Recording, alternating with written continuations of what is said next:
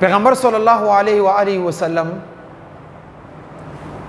د عمرې نه تو کو مدینه منورې نه قبایلو کې اعلان وکړو چې کم خلک عمرې ته ځي غزنونه تیار کړي. پیغمبر صلی الله علیه وسلم سره یو غټ لشکر تیار شو.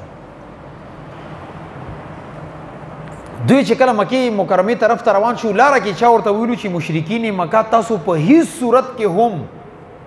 مکه مکرمه ته داخليدو ته نه پریږدي. نو پیغمبر صلی الله علیه وسلم هغه کسانو ته دا ویلو چې ګوره مونږ احرام تړلې اسلحه سره نشته او دا او خان چې مونږ ځان سره ون کړی دالته مونږ د عمرې نه پس زبکو نو مونږ جنگ ته نه روان صرف د خانه کعبه طواف کوو. هغه ورته وی چې نه مشرکین مکه هیڅ صورت کې تاسو ته تیار نه دي او بلکې دا چې د خالد بن ولید په سرکردګي کې هغه چونکې د وخت اسلام کې نو داخل هغه لشکري ورکړی او تاسو ته لارې هم بند کړی دي. پیغمبر صلی الله علیه وسلم صحابه کرامو کې اعلان وکړ چې تاسو کې داسې څوک شته چې هغه ته د دې مین لارې نه لوي و بل لار میلا معلومه وي. غالبا د قبیله بنو اسلم له یو کس پاسې د لوغي ورته چې یا رسول الله ماته و بل پټه لار معلومه ده په هغه باندې مکه مکرمه ته لاړ شو. نه چې کوم عام لار وای هغه بدل کړ یو سخت لار باندې سفر شروع کو. دومره د مشقت نه ډک لار چې صحابه کرامو کوم هغه وادیان کراس کې هغه غرونه کراس کو یو ځای ته ورسېدو الته د پیغمبر صلی الله علیه وسلم د اوخه کې نستغه پسیدل نه صحابه کرام ډېر کوشش کو. پیغمبر صلی الله علیه وسلم صحابه کرام دوی فرمایي چې نه بس اوس دلته ایثار شي د اوخه نه پسیده د الله طرف نه ته حکم شوی دی. نه دا صحابه کرام ډېر سخت ستړي وو الته کې آرام د پره پړاو واچوله خیمې ولګولې خو ورته ویلو چې یا رسول الله دلته کې اوبه نشته نږدې وایي دلته یو کوی دی خو هغه وچ دی هغه کې څه نشته دي. پیغمبر صلی الله علیه وسلم ورته یو تیر ورکو چې دا والي اور دا دی کوی کې وګرځوي خخي کې ان شاء الله دینه به اوبه راشي. دا د پیغمبر صلی الله علیه وسلم معجزه ده. صحابه کرامو هغه تیر واخیستلو د کوی د بیخ کې چې کله غید خو کړو نه غینو اوبه شروع شوې صحابه کرام چې کله پورې دلته ایثار وغیره اوبه راتلې صحابه کرام خپل ضرورت پوره کړو. دا د پیغمبر صلی الله علیه وسلم معجزه ده د سفر کې. دې چې کله یو بلې ودی ته راغلو مکې مکرمې ته نږدې شو نو هلته کې پړاو واچوله ایثار شو. نه د مشرکین مکې طرف نه بودیل بن ورقا دا د سره د یو وفد راغلو او د پیغمبر صلی الله علیه وسلم سره ملاقات وکړو چې ته څه ته راغلی هغې ته یې دا ویلي چې زه عمرې سفر ته راغلی یم جنګ جګړې ته نه یم راغلی او که زه جنګ په نیت راغلی ما سره به اسلحه وه هتیار به خو موږ صرف دې دپاره راغلي چې د خانه کعبې طواف وکړو. بودیل بن برقه ورته وایي چې مشرکین مکه ته نه پرېږدي خو موږ به لاړ شو هغې سره به خبره وکړو قایل به کړو. بودیل بن ورقه چې کله مکې مکرمې ته لاړو هلته سرداران کېنولو چې پیغمبر صلی الله علیه وسلم بغیر د اسلحې راغلی اوښان دي ورسره احرام یې تړلی هغې خو جنګ ته نه دي راغلي تاسو یې ولې نه پرېږدئ دننه هغې باندې مشران غته ډېر سخت غوسه شو ډېره بېزتي وکړه چې ته څنګه د پیغمبر په سره موږ سره خبرې کوې. بودیل بن ورقه د قافلې نه وفد نه پس یو بل وفد راغلو عروه بن مسعود ثقفي په صورت کې هغې سره څلور پنځه کسان وو هغې راغلو چې موږ پیغمبر صلی الله علیه وسلم سره ملاقات وکړو چې دا څه ته راغلی دی. دا عروه بن مسعود ثقفي چې کله دلته راغلو د پیغمبر صلی الله علیه وسلم سره ملاقات وکړو حالات یې منو کو د صحابه کرامو هغه زندګي وکتله چې کله واپس مشرکین مکې ته لاړو نو هغوی ته دا ویلو مشرکینو ته خپلو سردارانو ته وایي ما د الله ذات باندې قسم وي زه لوی لوی کسرا اور د کیسر اور د شاهي ایران لوی لوی بادشاهانو سره میلاو شوی یم ما د هغې پروتوکول کتلی د هغې افواج کتلي د هغې لشکرونه کتلي د هغې استقبال ما کتلی د هغې بادشاه سره ما تعلق کتلی دی خو چې دې سره د صحابه کرامو کومه مینه ده والله که تاسو چېرې پیغمبر صلی الله علیه وسلم خلاف قدم اوچتئ نه هغې نه مخکې سوچ وکړئ ولې چې داسې مینه ما چا نه ده کتلي پیغمبر سره. هغې حیران پاتې وو چې پیغمبر صلی الله علیه وسلم سره دوی داسې دومره مینه څنګه کوي. نه چې کله پیغمبر صلی الله علیه وسلم دا فیصله وکړه دنه سپیکر بند کا بس بند دي نه پیغمبر صلی الله علیه و آله وسلم هغې نه پس صحابه کرام کېنولو چې مونږ خو سفر خانه کعبې ته نه پرېږدي اوس څنګه چلو کړو. حضرت عمر رضی الله تعالی عنه یې وغوښتلو چې ته ورشه او د مشرکین مکه سره دا خبره وکړه چې مونږ صرف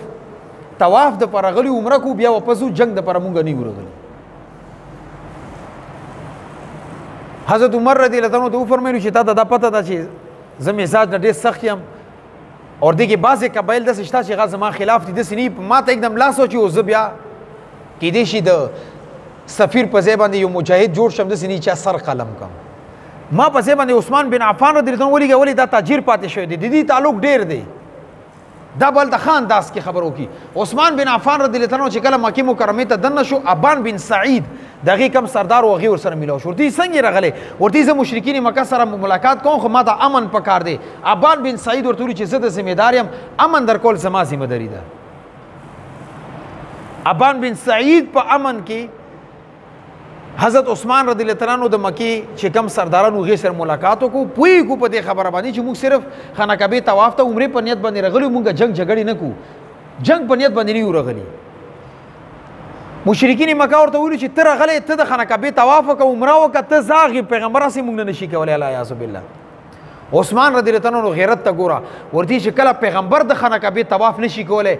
د عثمان غیرت هم د نشي برداشت کوله چې پیغمبر د خانه کعبه طواف نه کی او عثمان دو کی د نشي کیدله چې طواف کو دواړه به یو ځای کو خو صرف یوازې عثمان د خانه کعبه طواف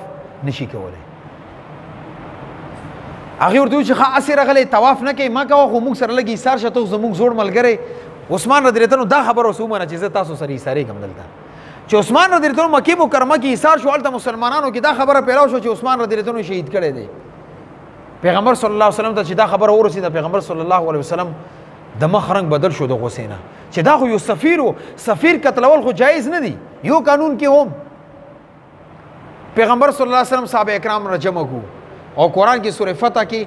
8 آیتونه په دې باندې نازل شو لقد رضي الله عن المؤمنين اذ يبايعونك تحت الشجره دې ته بیت رضوان ویل کېږي پیغمبر صلی الله علیه وسلم د لاس داسې اوچت کو ورته تاسو ته پته شته د لاس ته اوس د عثمان لاس ته او د عثمان په لاس باندې اول بیت په زه کوم د لاس کې کېښودلو ورته کم سړی د عثمان بدل اخیستلو دپاره مال او جان هر قسمه قرباني ته شهادت ته تیار دی غاده زما په لاس باندې بیت وکړي د عثمان په لاس باندې بیت وکړي ټولو صحابه کرامو بیت وکړو چې موږ خپل ځانونه قربانو خو د عثمان بدل باخلو دا به نه پرېږدو چې دا څنګه سفیر شي قتل کړی دی دې آیتونو کې چې کوم صحابه کرامو بیت رضوان کړی دی هغې ته د جنت خوشخبري میلاو ده لقد رضي الله عن المؤمنین اذ یبایعونک تحت الشجره دا پیغمبر صلی الله علیه وسلم د یو ونې لاندې دا بیت اخیستلی و ځکه ورته بیت رضوان ویلی کېږي نه دا آیتونه آیتونه هم د عثمان رضی الله عنه په عظمت کې نازل شوي دي او الله رب عزت فتح مبین ویلو چې تاسو ته به اوس فتح مبین میلویږي پیغمبر صلی الله علیه وسلم دې موقع کې حج عمره ونه کړه واپس لړو چې څومره سروي روسي هغې ذبح کړو بل کال باندې به عمره کړې ده دا د عثمان رضی الله عنه عظمتونه دي د فضایل دي چې هغې باندې قرآني نصوص راغلي دي زما مسلمانانو مونږ تاسو ته پکار دغه ده چې مونږ د یو دنیوي سړي اور دا محمد علی جناح دی او دا علامه اقبال دی او دا فلانکې دی او ډینګړی دا ټیک دی پړاوی منه نه کو خو اصل سیرت صحابه کرامو دی دا زندگی سټډي کی صحابه کرامو زندگی مطالعه سره به د صحابه کرامو عظمت د ستاسو کې پیدا کیږي کم خلک چې صحابه کرامو باندې اعتراض کوي دغه جواب به کول شي تاسو رب د یو صحابي عظمت موجود دي اوس تاریخ کتابونو کې په حضرت عثمان باندې اعتراض کړی دی خاص کر ابن کلبی اور ابن مخنف چې کم د اهل تشیع مورخین دي چې کله قرآن کې د یو صحابي عظمت باندې آیتونه راغلو هغه تاریخ چې کې صحابه کرامو باندې الزام لګېدلی وي هم اوس کو ردی کی ټوکری میں کې پینکتے ہیں هغه مونږ ډیران باندې غورځو تاریخ سره اعتبار نشته دی یو طرف ته قرآن دی بل طرف ته تاریخ دی اعتبار به چاته ورکو قرآن دی دا ټول تاریخونه هم جوتی کې نوک پہ رکھتے ہیں چې کم تالی گلی دی بل چلی گلی دی زما صحابه کرام د اسمان ستوري دي زما صحابه کرامو عظمت الله بیان کړی دی زما صاحب کرام عزت پیغمبر بیان کړی دی جنت خوشخبریانې پیغمبر ور کړی دي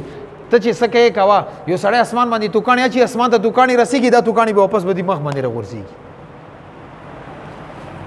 شپې سپوږمۍ راوخېږي او سپی غپېږي د سپوږمۍ روشنۍ کې څه کمې راځي سپی دې غپېږي د هېڅ نشي کولی دا صحابه کرام عظمت دی دینه خبرېدل پکار دي دیو جنه سیرت کتابونو مطالعه کول پکار دي چې د صحابه کرام عظمت زموږ ستاسو زړه کې پیدا شي